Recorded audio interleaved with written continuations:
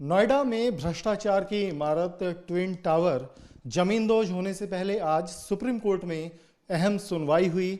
आज का दिन उस टावर के में जिन जो बायर्स हैं जिन्होंने वहाँ फ्लैट खरीदे उनके लिए बड़ा राहत वाला रहा। और सुप्रीम कोर्ट ने उनको जो मुआवजा देना है, जो उनका नुकसान हुआ, उसकी भरपाई के लिए एक शुरुआत करवाई। और हम डिटेल में बात करेंगे इस मामले में। एडवोकेट ऑन रिकॉर्ड जो बायर्स की ओर से पेश हुए, एडवोकेट ऐश्वर्या सिन्हा जी, उनसे बात करते हैं डिटेल में। सर, जो आज का रिलीफ है उसे शुरुआत मानी जाए और वो क्या रहा है? जी बिल्कुल। आज के ऑर्डर में ये रहा है कि आईआरपी को बोला गया है कि आप 1 करोड़ रुपए इकट्ठा करें और जमा करें, बिकॉज जो जो उस टावर में जो उस होम बायर सफरर हैं उनका रिफंड का प्रक्रिया, बिकॉज ट्विन टावर डिमोलिश तो ज़रूर हो रहे हैं लेकिन फिर भी बहुत लोगों ने उधर पैसे इन्वेस्ट किए थे होपिंग कि उनका वो घर बन सके।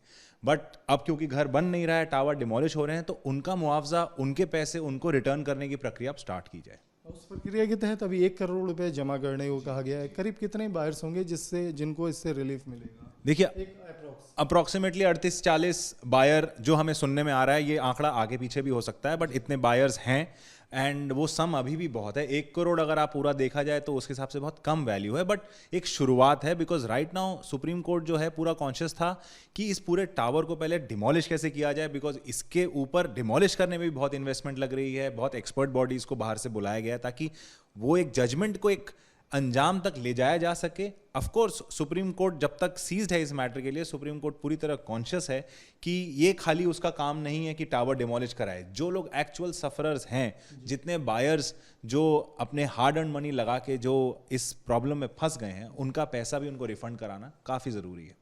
उनका पैसा शायद वो अमाउंट करोड़ों में जाएगा, तो उसका कोई रिकवरी का प्रोसेस होगा कि कैसे कैसे लेकर दिलाया जा सकता है? जो सुपरटेक जो कंपनी है वो अभी इंसॉल्वेंसी के अंदर है। इंसॉल्वेंसी के अंदर है मतलब दिवालिया घोषित हो रखी है, तो उसके मैनेजमेंट और affairs are taken over by IRP, जो एक प्रोफेशनल है जो कंपनी का करता धरता है ना। आईआरपी के पास रिस्पॉन्सिबिलिटी है, पहली बात जो उसके अनफिनिश्ड प्रोजेक्ट्स हैं उसको कंप्लीट करना। दूसरी बात, जो प्रोजेक्ट कंप्लीट हो ही नहीं सकते या जिसमें अप्रूवल नहीं है, जैसे ये ट्विन टावर वाला, उन प्रोजेक्ट्स के बायर्स को असेस करना और इसके जितने भी एसेट्स हैं कहाँ से उसको बेच के मोनेटाइज किया जा सके ताकि उससे पैसे रिकवर हों एंड वो पैसे रिकवर होके इवेंचुअली जो जेन्युइन होम बायर्स हैं, जिनकी जो अनफॉर्चुनेटली इस पूरे प्रॉब्लम में फंस गए हैं, उनका पैसा रिफंड किया जा सके। ऐश्वर्या जी, बायर्स के लिए आपने एक बड़ी लड़ाई लड़ी, सुप्रीम कोर्ट तक आप गए और एक शुरुआत भी हो चुकी है राहत की।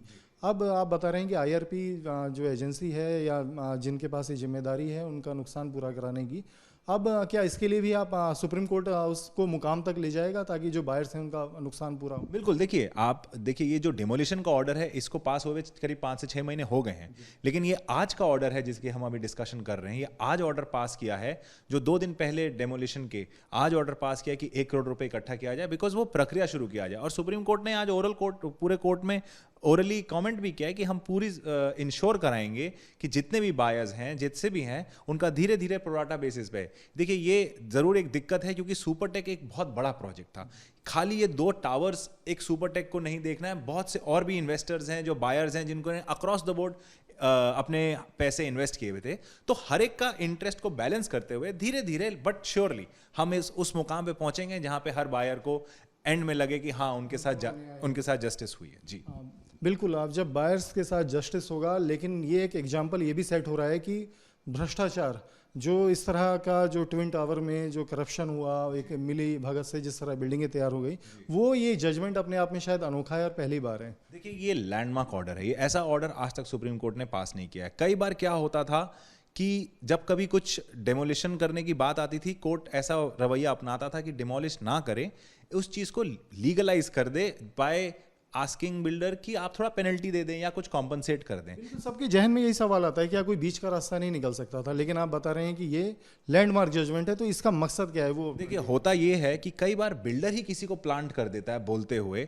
आपको शायद ध्यान हो, पीछे ही कुछ दिन पहले ही किसी ने मूव की थी एक एप्लीकेशन याचिका सुप्रीम कोर्ट में, जहां पे इन 2 टावर्स को एक हॉस्पिटल या उसमें कन्वर्ट करने की बात थी ना।